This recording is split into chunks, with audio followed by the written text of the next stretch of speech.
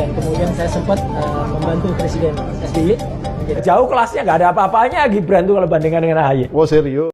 Presiden Prabowo Subianto sudah tidak bisa memberikan toleransi untuk mereka yang berkhianat.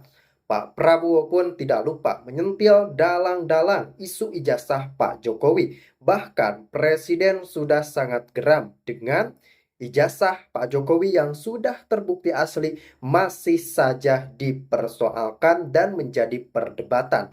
Nah, rekan-rekan, menariknya, usai penetapan Roy CS sebagai tersangka, tiba-tiba kader Demokrat menyindir dari analogi isu ijazah Pak Jokowi tersebut, yang kemudian tidak perlu diragukan lagi menjadi sebuah percikan perdebatan baru.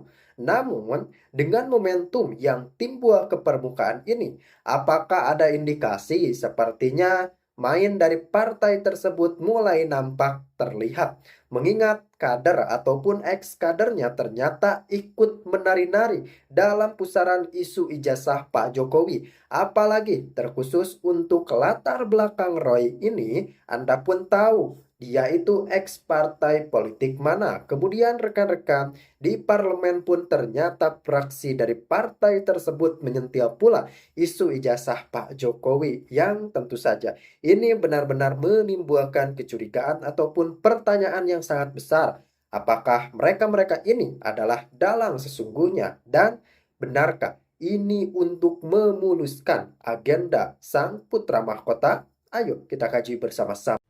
Saya menghadap beliau nggak ada masalah. Saya menghadap Pak SBY tidak ada masalah. Saya menghadap Ibu Mega tidak ada masalah. Kalau bisa menghadap Gus Dur, nggak bisa.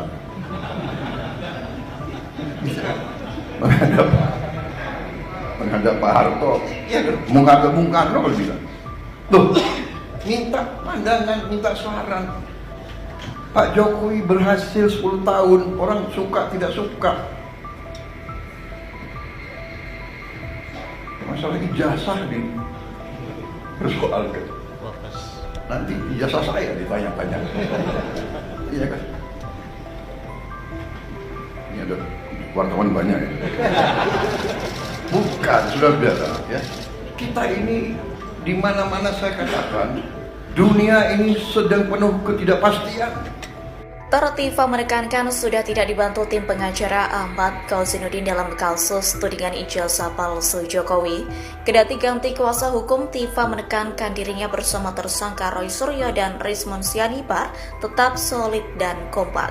Hal itu disampaikan Dr. Tiva untuk membungkam yang menyebut Roy Suryo CS tak lagi satu suara.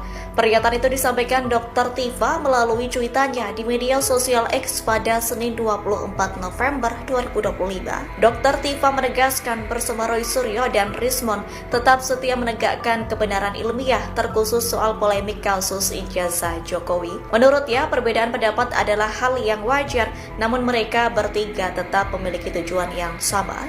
Dalam cuitan itu, Dr. Tiva turut menjelaskan soal pergantian kuasa hukumnya.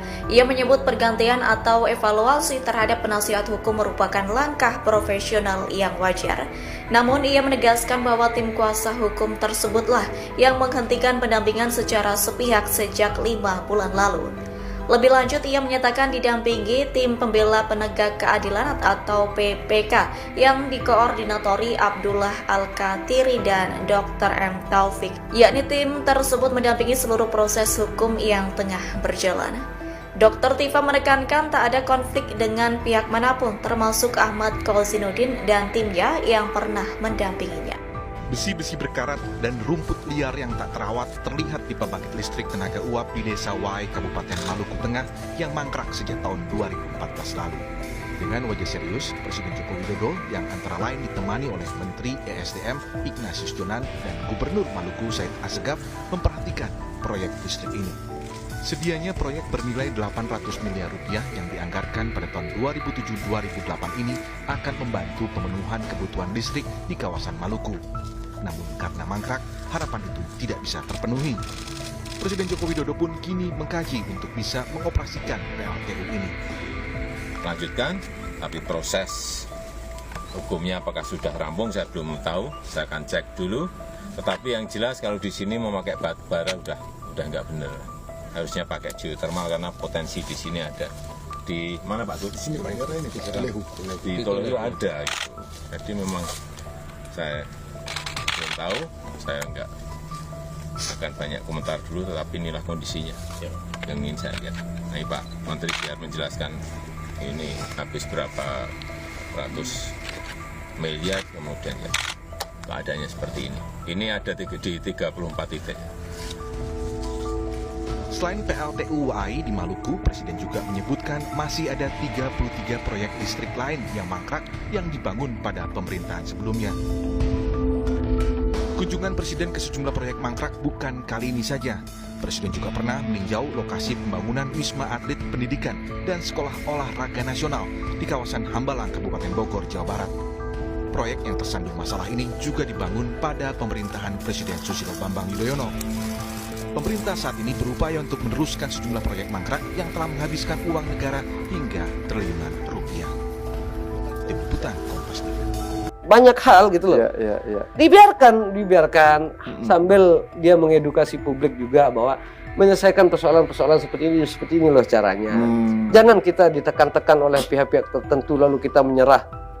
Jangan begitu juga. Ya. Nah, ini terkait soal penyelesaian ini. Ini mungkin bagian terakhir ya. Ini kan ada satu video yang bilang bahwa Pak Jokowi bilang saya sudah direndahkan serendah-rendahnya, dihinakan sehina-hinanya. Jadi ini biarlah ini berlanjut sampai ke pengadilan. Karena di pengadilan itulah nanti biar terbuka semua gitu. Jadi Pak Jokowi siap gaspol gitu kan. Nah, terus kemarin ada isu ada wacana mengenai restoratif justice kan. Pak Jimli bilang bahwa ya udahlah ini daripada berlarut-larut udah diselesaikan dengan apalah pokoknya biar beres gitu. Nah, Bung Andi kan beberapa waktu lalu juga mewacanakan tentang udahlah Roy Suryo CS minta maaf aja, pasti dimaafkan dan tapi Roy Suryo bilang ngapain saya minta maaf kalau tidak merasa yang dilakukan itu kan tidak memfitnah menurut dia. Kecuali kalau Pak Jokowi menunjukkan ijazahnya, terus saya terbukti memfitnah, saya baru minta maaf gitu. Jadi, nah ini soal penyelesaian ini solusi udah dibuka aja di pengadilan atau restoratif justice? Menurut Bung Andi gimana? Jadi saya story-nya gini dulu. Oke. Ya, pas awal case itu saya menanyakan, Mas, ini ijazahnya asli? Oke. Awal case itu artinya udah lama nih. Oke. Ada. Semua ilmu pengetahuan, semua ilmuwan pasti ada kesalahan-kesalahan dalam prediksi atau perhitungan apa. Kalau salah itu ya minta maaf aja, biar tidak berkembang terus ini kasus gitu loh. Datang pasti akan selesai kok. Pak Jokowi ini negarawan dan Pak Jokowi ini humanis. Dia tidak mau juga melihat bahwa dia sebagai presiden yang ke-7 itu melihat warganya ini masuk dalam divonis ya, di penjara itu karena masalah ijazah yang remeh-temeh ini. Kan begitu. Tapi mereka ini tinggi hati. Ya, malah berbalik gitu loh. Ya sudah. Pembuktiannya itu hanya di depan publik. Sebelum ada kita bicara RJ ini, di depan publik, yaitu di pengadilan. Tapi mereka ini merasa yakin bahwa Pak Jokowi tidak akan hadir. Kan begitu. Dia salah. Karena dia referensinya dengan NO yang ada. Kan ada 7 kasus di pengadilan itu. Luar biasa. Satu kasus saja mereka panas dingin yang dilaporkan. Mereka udah panas dingin. Tapi kalau 7 kasus itu dia yang melaporkan. Bukan dari Pak Jokowi. 7 kasus itu kan banyak di NO semua. Tidak layak untuk dimajukan. Gitu loh. Nah, satu kasus ini beliau melaporkan berarti delik aduan. Ketika bicara delik aduan, beliau ini harus ada di pasti pemeriksaan pertama di pengadilan beliau. Kan hadir. Beliau waktu saya di Solo, beliau mengatakan saya akan berikan dari SD sampai S1 saya kepada majelis hakim. Akan saya pertunjukkan. Ya, dipertunjukkan untuk itu. Dan mereka merasa memang punya niat gitu loh. Niat busuk juga mereka. Pertama ingin mempermalukan Pak Jokowi. Kelihatannya seperti itu. Mensream yang saya lihat seperti itu. Nah, ini menurut saya pikiran dia salah. Pak Jokowi ini orang petarung. Bukan orang yang dikatakan mereka selama ini. Beliau tidak takut untuk itu. Dia kan bicara, dia kan lihatkan semua. Tapi sisi dia itu adalah negarawan dan humanis. Kalau itu bisa diselesaikan secara RJ, memang tergantung beliau mau menerima atau tidak. Kalau Pak Jimli yang mau memediasikan, ya monggo kerso untuk itu. Tapi semua tergantung dari Pak Jokowi. Relawan ini tidak punya hak untuk bisa mendorong itu. Kalau itu terbaik buat Pak Jokowi, kita dukung. Dan kalau kita lihat ini ada yang terbaik di pengadilan, kita dukung. Nah, kalau menurut Mas Andi sendiri, kan ada juga yang bilang, loh kalau penyelesaiannya melalui damai, itu kan mereka bisa aja menganggap, wah Pak Jokowi jiper, sehingga mereka nggak merasa menang gitu. Gimana? Sementara di sisi lain, pengadilan itu justru adalah momen di mana mereka tadinya underestimate, nggak menyangka Pak Jokowi akan gaspol, ternyata gaspol, gitu kan? Dan itu juga mungkin menjadikan mereka, waduh ini pasti membayangkan pengadilan seperti apa gitu, terus mereka jangan-jangan mereka yang jiper gitu. Jadi ini gimana kalau narasi perkembangannya seperti itu? Ya kalau kita semua ini lanjut pengadilan. Oke. Ya, makanya saya katakan apapun yang terbaik di pikiran Pak Jokowi, beliau memutuskan, kita dukung penuh. Tapi kita tidak mau mengintervensi apa yang dipikirkan Pak Jokowi untuk mengambil keputusan. Ya, kalau ditanyakan kepada relawan, gaspol pengadilan. Masalahnya mereka ini sudah tidak ada lagi buta hati buta mata. Ini masalahnya, ya. Dan merasanya bahwa dia merasa hebat atau apa, silakan saja. Biasanya orang yang berkoar-koar hatinya ciut. Dan lebih baik orang tuh tenang, ya, tapi berani untuk itu. Air beriak, tanda tak dalam. Itulah mereka, gitu loh. Ya ini permasalahannya apa? Permasalahan secara psikologis untuk itu. Dan kita sangat menghormati apa yang dikatakan oleh tim reformasi Polri ini, ya, bahwa itu bisa ada restoratif justice berdasarkan KUHP baru yang tapi akan berlaku tanggal 2 Januari 2026 ini. Masalah RJ ini, ya itu keputusan-keputusan semua itu semua diserahkan kepada Pak Jokowi. Oke, kalau Mas Andi ngelihatnya nih ke depannya nih soal tadi itu di pengadilan seperti apa atau restoratif justice atau bagaimana? Kalau Bang Andi Azwan tadi menyampaikan seperti itu karena beliau adalah relawan seperti itu ya. Tapi kalau saya kan kader partai. Partai Solidaritas Indonesia ya. Ya, jadi tentu saya akan mengikuti arahan partai. Pada saat penetapan tersangka kemarin, semestinya partai inilah yang paling bereuforia pada saat kemarin itu. Tetapi ternyata tidak. Nah, pertanyaan juga dari relawan nih dengan PS ini. Tapi ternyata tidak. Coba, terus.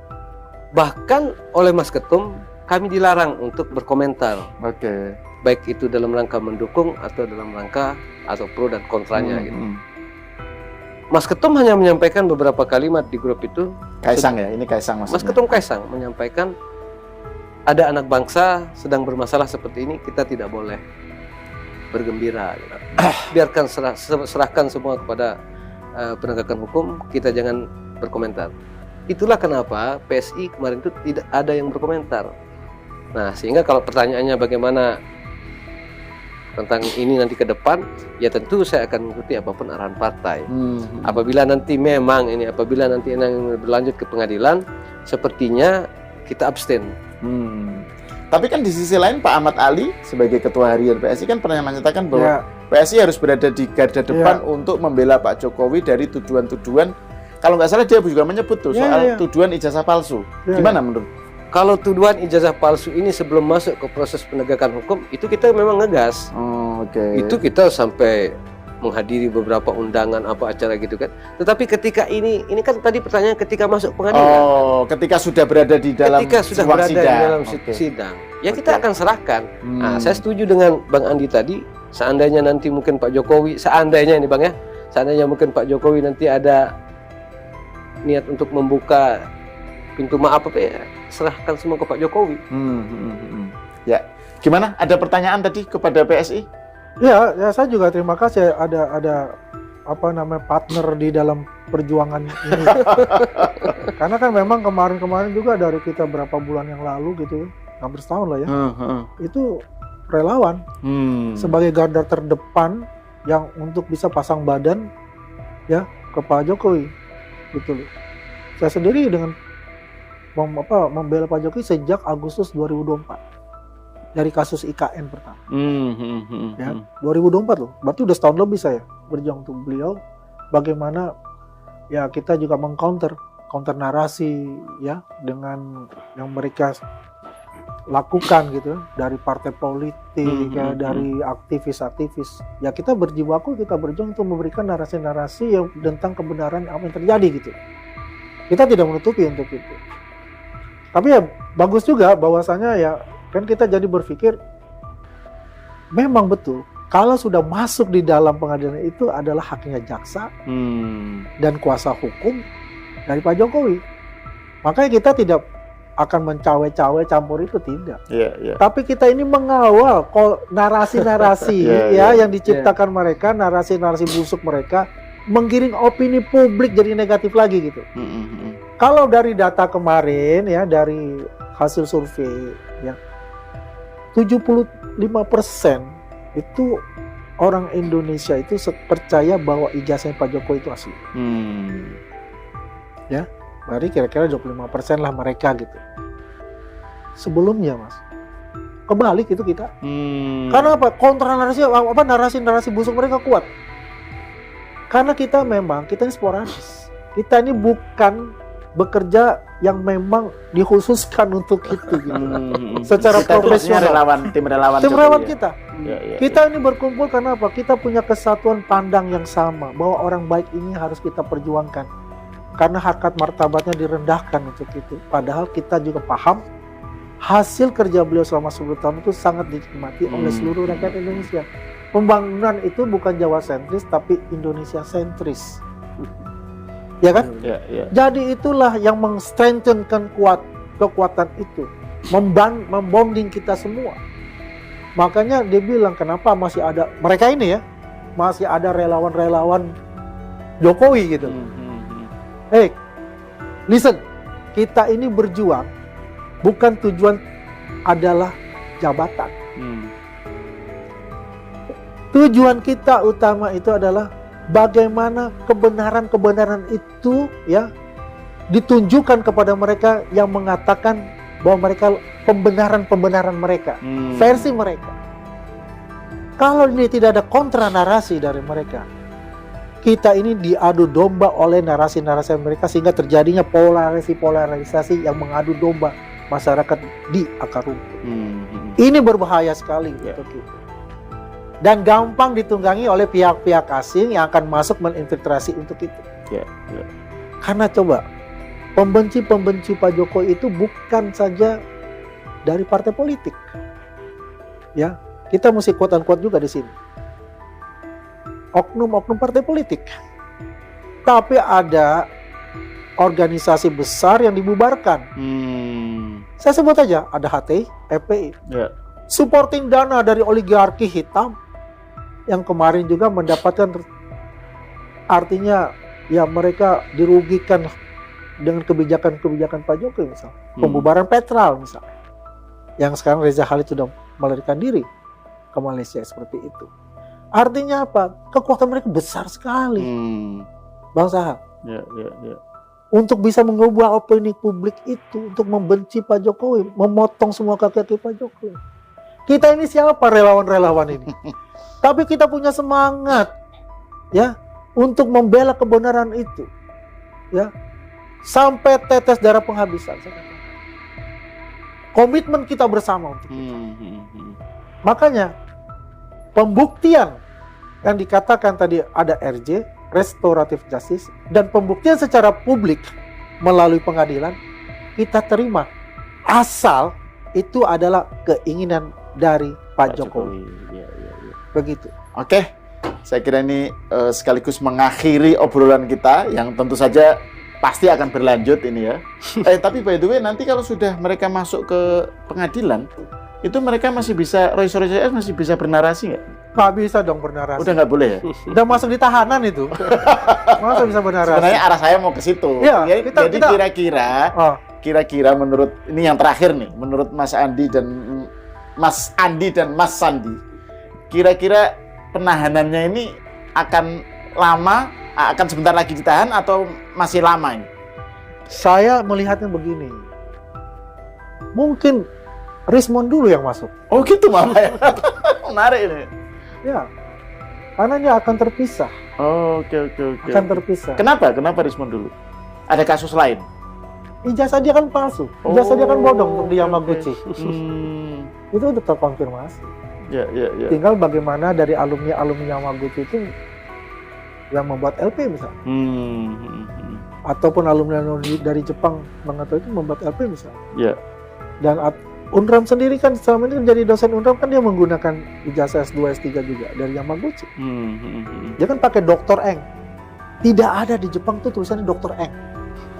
Adanya PhD, semua juga di mana PhD kok untuk doktor ya kalau kita bicara. Makanya juga lucu juga sih buat saya gitu. Rata-rata kan begitu. Nah, tapi secara umum kira-kira menurut Mas Andi ini mereka ditahan ini sebentar lagi atau masih lama? Kalau mereka dugaan. Karena kan kemarin sempat ada semacam ini kan, wah dipanggil Polda gitu kan, wah langsung ditahan nih, ternyata kan keluar. Karena ada jaminan. Iya itu makanya. Nah sekarang ini menurut Anda? Gini, saya sebelum masuk situ, ini Pelajar 1 belum diperiksa. Oke. Ya kan? Dan dia belum diperiksa juga saksi ahli dia, kemudian saksi yang meringankan dia. Ini kan harus dikelirkan dulu nih. Dipercepatlah. Kalau Polda Metro Jaya sudah membuat schedule untuk itu, sambil melihat, nih kan mereka keluar ada 3 opsi yang harus mereka ini kan. 1, penghilangan alat bukti. 2, melarikan diri ke luar negeri. 3, tidak mengulangi perbuatan yang sama kan begitu. 1 sudah dikasih nih, pencekalan. Kan masih 2.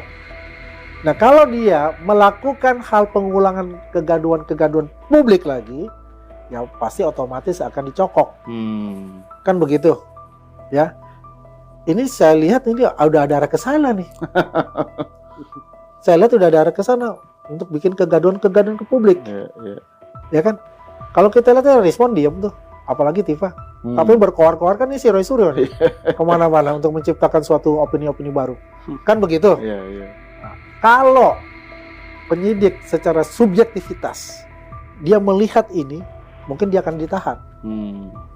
Nah kalau ditanyakan kapan dia akan ditahan, 1 masalah ini, dan 2 Tuhan yang tahu. Oke. Mas Andi, gimana menurut Anda ini soal tadi itu dugaan personal, dugaan pribadi, kira-kira akan lama segera ditahan atau akan lama ini? Akan berlarut-larut gitu. Meskipun sudah jadi tersangka tapi masih berlarut-larut. Buktinya masih bisa tampil di acara-acara TV kan. Gimana ini jawaban pribadi. Iya. Bukan jawaban dari saya mewakili partai. Sepertinya ini akan berlarut-larut. Karena saya melihat ada fenomena itu dari awal. Ada seorang tersangka masuk penyidikan waktu itu, tersangka masih kuar-kuar, itu backing nggak main-main tuh. Nggak ada orang pelaku kriminal seperti itu.